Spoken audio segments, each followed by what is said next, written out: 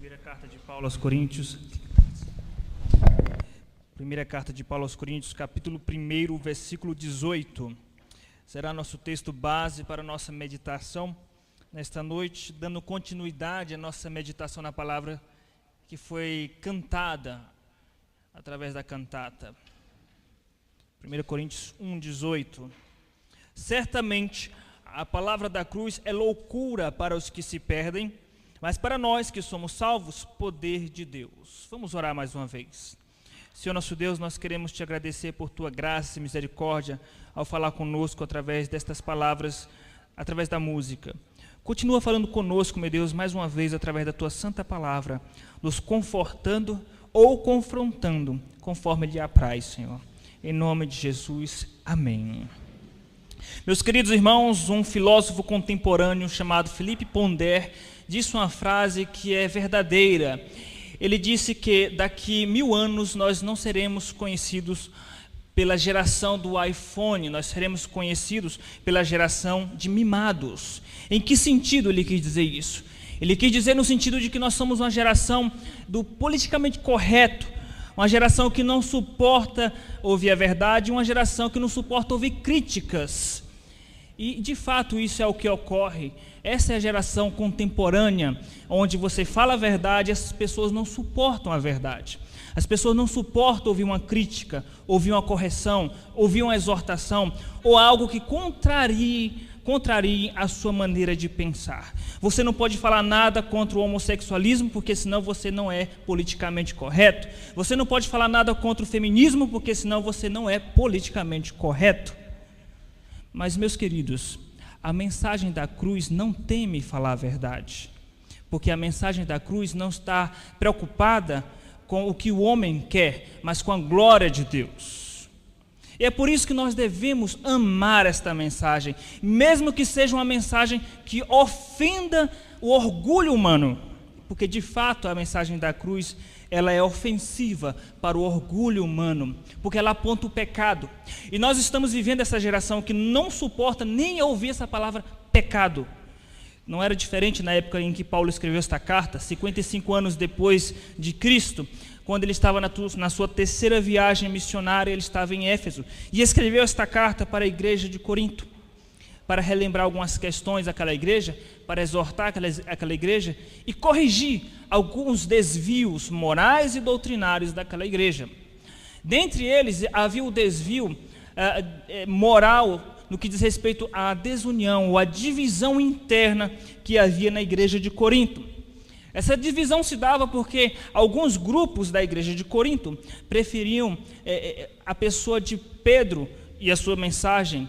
Alguns preferiam Paulo, outros preferiam Apolo, outros que se diziam espirituais preferiam Cristo. Mas por que havia essa divisão? Por que haviam crentes que se separavam e diziam que gostavam mais da pregação de Apolo? Porque de fato Apolo ele era um grande pregador, eloquente.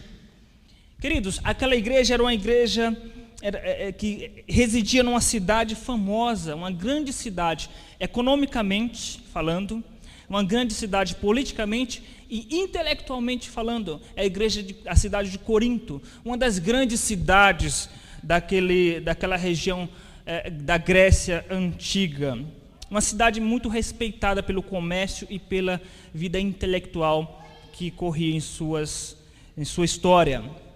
Ali foi um dos berços da filosofia grega. Por conta disso, aquela igreja era tentada a se vangloriar na sabedoria humana, onde diziam, possivelmente asseverando que eles pertenciam à grande cidade grega da filosofia grega. E eles resistiam a qualquer tipo de mensagem que fosse simples. Eles preferiam uma mensagem que fosse eloquente, que exibisse algum tipo de sabedoria humana. E é nesse sentido que Paulo vem criticar aquele grupo, dizendo que Deus escolheu as coisas loucas desse mundo para exaltar na pessoa de Cristo a mensagem da cruz. Então Paulo, nesse capítulo 1 e capítulo 2, ele vai mostrar as razões por que ele amava a mensagem da cruz. Porque entre a sabedoria humana e a sabedoria de Deus, que foi revelada na cruz, ele preferia se apegar à sabedoria de Deus. E ele diz para aquela igreja que ele não chegou naquela igreja pregando em eloquência ou através de sabedoria humana, de palavras humanas, mas em poder, e poder do Espírito Santo. Então, ele vem dizer para nós, através desse texto, as razões por que ele se apegava a essa mensagem, as razões por que ele amava essa mensagem. E esse é o tema da mensagem deste sermão. As razões por que nós devemos amar a mensagem da cruz, mesmo que ela seja ofensiva ao orgulho humano. A primeira razão que Paulo nos aponta, porque nós devemos amar a mensagem da cruz, é porque ela é poder de Deus para a salvação. Essa é a primeira razão, porque ela é poder de Deus para a salvação. O versículo 18 diz: certamente a palavra da cruz é loucura para os que se perdem, mas para nós que somos salvos, é poder de Deus. O versículo 21 ele diz: visto como na sabedoria de Deus o mundo não o conheceu por sua própria sabedoria, aprove a Deus salvar os que creem pela loucura da pregação. Queridos, apesar de ser uma mensagem que aponta o nosso pecado, é essa mensagem que nos salva. Paulo diz lá em Romanos capítulo 1, versículo 16: não me envergonhe do Evangelho, porque o Evangelho é poder de Deus para a salvação de todo aquele que crê. Isso significa, queridos, que o Evangelho puro e simples, a mensagem da morte de Cristo na cruz, ela é suficiente para salvar o ser humano, para livrar a alma de alguém do inferno, sem necessariamente dependermos da eloquência humana ou da sabedoria humana ou de algum movimento intelectual. Deus não precisa disso. Deus não precisa da sabedoria humana. A mensagem da cruz ela é simples, direta e objetiva.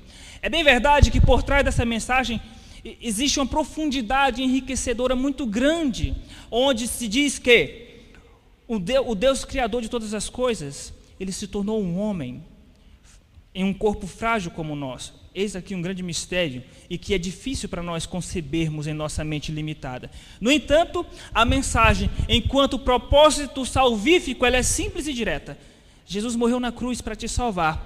Basta que você creia de todo o seu coração nisso, nesta verdade, e você será salvo. Não precisamos de técnicas de eloquência para que o ser humano seja salvo. Não precisamos de sabedoria humana. A mensagem ela é simples para salvar, apesar das verdades profundas que se escondem por trás dessa mensagem. Veja, queridos, esse tipo de mensagem trazia algumas dificuldades para o público de Paulo em Corinto. Uma igreja que era dividida em dois grupos principais, em termos de etnia. Havia os cristãos que eram de origem judaica e havia os cristãos que eram de origem grega, os gentios.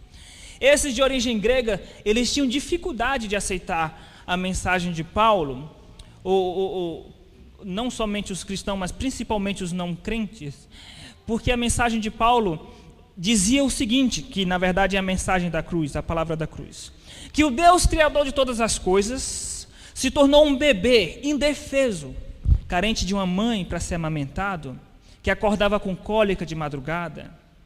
Esse bebê se tornou um homem, e ele se tornou um homem em forma de escravo. E depois ele morreu numa cruz, a pior forma de morte, de pena de morte daquela época. Ele morreu na forma de um criminoso, mesmo que ele não era criminoso, não tinha pecado algum. Esse tipo de mensagem trazia dificuldades para a mente grega, a mente filosófica grega.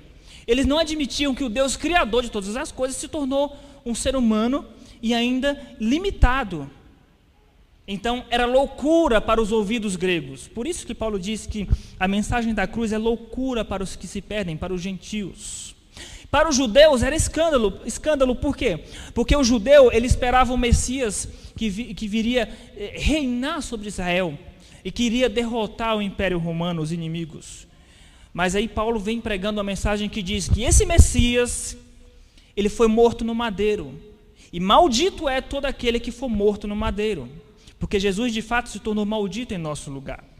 Então o judeu ele não aceitava essa mensagem. Como pode o Messias prometido morrer como maldito? Essa mensagem trazia dificuldade para esses dois grupos da época.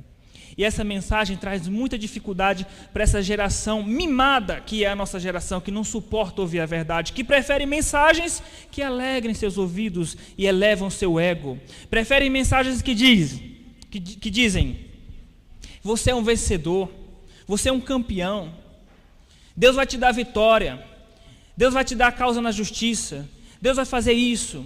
São mensagens que alegram o ego humano. Agora, uma mensagem que diz, você é um pecador, você é um perdido, se Deus não tiver misericórdia de você, você vai para o inferno. Isso, essa geração de hoje não suporta. Então, veja, a geração de Paulo tinha dois grupos que não suportavam a mensagem da cruz. Os judeus, porque causava escândalo. Os gentios, porque isso era loucura aos seus ouvidos. A nossa geração não suporta ouvir a mensagem da cruz, porque ela traz uma verdade confrontadora contra o nosso pecado. Nossos ouvidos não estão acostumados com isso. Observe o que eu vou falar para vocês baseado na palavra de Deus. Jesus disse que nós somos maus. Ele nos orientando a orar, ele diz, se vós que sois maus, sabeis dar coisas boas aos vossos filhos. Significa que Jesus está dizendo que você é uma pessoa má. Você é uma pessoa má. Eu não preciso conviver contigo diariamente para saber que você é uma pessoa má. Basta ler as Escrituras. O jovem rico se achava uma pessoa boa e ele disse para Cristo, bom mestre. E Jesus disse para ele, bom? Você me chama bom? Só existe um que é Deus, somente Ele é bom. Ninguém mais é bom. Essa mensagem ofende a nossa geração do politicamente correto, que todos são bonzinhos. Mas eu digo para você que você não é bom. E eu não sou bom. E nenhum de nós que estamos aqui, ninguém é bom, todos somos maus. Isso é a mensagem da cruz. Isso nos ofende nosso ego. Mas não existe salvação sem humilhação. Não existe salvação sem você reconhecer sua miséria. E é por isso que nós amamos a mensagem da cruz. Ela é humilhante para nós, mas ela traz salvação. É o que diz o texto. É poder de Deus para a salvação. Se você ainda não tem Cristo como seu único Salvador, entenda que o único caminho para você ser salvo é passar pela cruz, é ouvir essa mensagem da cruz e guardá-la em seu coração. Não existe uma outra maneira de você ser salvo. E se você já é crente, firme-se nesta palavra e ame de coração essa mensagem da cruz, mesmo que ela seja humilhante. Queridos, o primeiro motivo por que nós devemos amar a mensagem da cruz é porque ela é poder de Deus para a salvação. O segundo motivo por que nós devemos amar a mensagem da cruz é porque ela é poder de Deus para a santificação. Veja o versículo 2, capítulo 1, versículo 2 diz, a igreja de Deus que está em Corinto, aos santificados em Cristo Jesus, chamados para ser santos. Versículo 8, o qual também vos confirmará até o fim, para serdes irrepreensíveis no dia de nosso Senhor Jesus Cristo. Versículo 30, mas vós sois dele, em Cristo Jesus, o qual nos tornou da parte de Deus sabedoria e justiça e santificação e redenção. Cristo se tornou santificação para nós. Nós devemos amar a mensagem da cruz, queridos, porque a mensagem da cruz, ela é poder de Deus para a santificação. Em que sentido? Ela é poder de Deus para a santificação porque ela aponta para a cruz de Cristo. Porque nós só somos santificados por causa da cruz de Cristo. Por causa da cruz de Cristo, foi possível Deus enviar o Espírito Santo para habitar em nossos corações. O capítulo 3, versículo 16 diz que nós somos santuários de Deus. O capítulo 6, versículo 19 diz que nós somos templos do Espírito Santo. Por que o Espírito Santo veio morar em nós? Como pode um ser santo habitar em alguém mau? Porque nós ouvimos no começo, agora há pouco, que nós somos maus. Nosso coração é corrupto. Como pode um ente santo habitar num coração corrupto? Isso só foi possível porque foi derramado sangue. Isso só foi possível porque foi derramado sangue, o sangue de Cristo. Somente a cruz de Cristo possibilitou a habitação do Espírito Santo em nossos corações. E qual é o objetivo do Espírito Santo habitar em nossos corações? Para transformar o nosso caráter. O nome disso é santificação. Está escrito em 2 Coríntios capítulo 3, versículo 18, que nós somos transformados de glória em glória, na sua própria imagem, pelo Espírito. Isso significa que, por causa do sacrifício de Cristo na cruz, Deus enviou o Espírito Santo para tratar o seu caráter, para que você seja mais parecido com Deus. E um dos meios que o Espírito Santo usa para te tornar mais parecidos com Deus, além da sua palavra, é a disciplina de Deus. Hebreus 12 diz isso, que Deus nos disciplina para sermos participantes da sua santidade. Isso significa que as nossas lutas também é uma forma de cruz. Alguém já disse que não chame a sua sogra de cruz, a sua sogra não é sua cruz. De fato, sua sogra não é sua cruz. Mas qualquer forma de luta e tribulação que Deus colocar na sua vida para tratar o seu caráter, isso sim é uma forma de cruz, porque o objetivo é tratar o seu caráter por meio do Espírito Santo. Queridos, entendamos, por que nós devemos amar a mensagem da cruz? Porque é uma mensagem que diz que Jesus morreu na cruz e enviou o Espírito Santo para transformar nosso caráter. Ela aponta para a cruz de Cristo. Ela aponta também, não só para a cruz de Cristo, mas ela aponta para a nossa cruz. Como assim a nossa cruz? Porque Jesus disse que se você é salvo pela cruz de Cristo, você também tem uma cruz a carregar. Aquele que quiser vir após mim, negue-se a si mesmo, toma a sua cruz. Na segunda-feira, na terça-feira, na quarta, dia após dia, tome a sua cruz e siga-me. Ser salvo significa ter uma cruz para carregar. E ter cruz para carregar significa dor. Se você não sofre na tentação, você não é salvo. Porque uma das características de uma pessoa salva é que, ao ser tentado, isso traz um grande sofrimento interno. Isso é cruz. Porque você não quer pecar contra Deus. Então existe uma luta intensa. Jesus, quando ele falou sobre a nossa cruz, ele está falando de sofrimento. Lá em 1 Pedro capítulo 4, versículo 1, está escrito que assim como Cristo, tendo sofrido na carne, e assim ele venceu o pecado, armai-vos também vós do mesmo pensamento. Ou seja, Cristo sofreu na carne para vencer o pecado. Nós também temos que ter essa disposição, porque isso é a nossa cruz. Paulo diz em Colossenses 3,5: fazei morrer a vossa natureza terrena. Isso é cruz, é matar os seus desejos impuros, dizer não para os seus desejos impuros. Isso causa dor para o nosso ego. Isso é cruz, isso é santificação. Nós devemos amar a mensagem da cruz porque ela é poder de Deus para a santificação. Santificação que aponta para a cruz de Cristo, santificação que aponta para a nossa cruz. E nós já vimos até aqui 2 motivos por que nós devemos amar a cruz de Cristo. O primeiro, porque a mensagem da cruz é poder de Deus para a salvação. Nós não precisamos nos preocupar com algum outro tipo de linguagem, a não ser a bíblica e fiel. É suficiente para salvar. A segunda, porque é poder de Deus para a santificação. E a terceira e última, a última razão que Paulo aponta aqui, porque nós devemos amar a mensagem da cruz. Porque ela é poder de Deus para a condenação. E isso é tão sério quanto aquilo que nós acabamos de falar. Capítulo 1, versículo 28 diz: e Deus escolheu as coisas humildes do mundo e as desprezadas e aquelas que não são, para reduzir a nada as que são, ou seja, aquelas que aos olhos de Deus não são, mas aos olhos do mundo são. Que tipo de trocadilho Paulo está falando?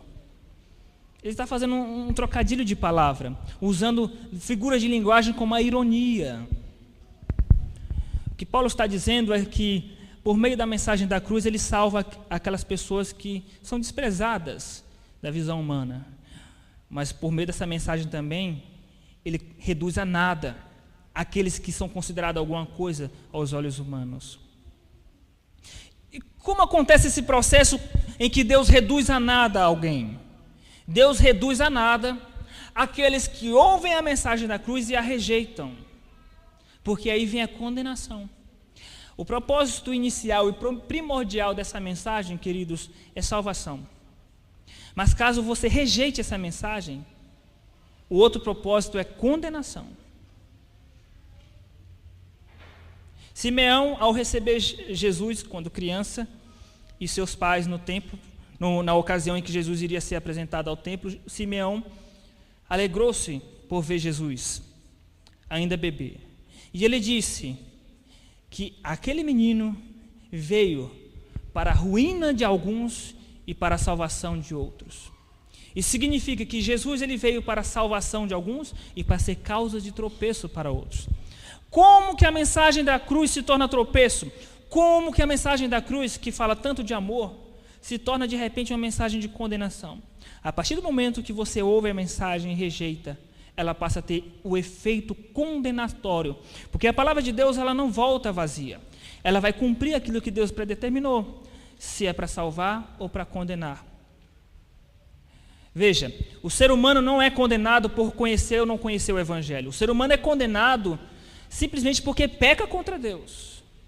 Não existe essa história de eu não tive a oportunidade. Só o fato de pecar contra Deus já te torna digno do inferno. Agora, se você, além de pecar contra Deus, teve contato com o Evangelho e rejeitou, aí vem uma segunda condenação.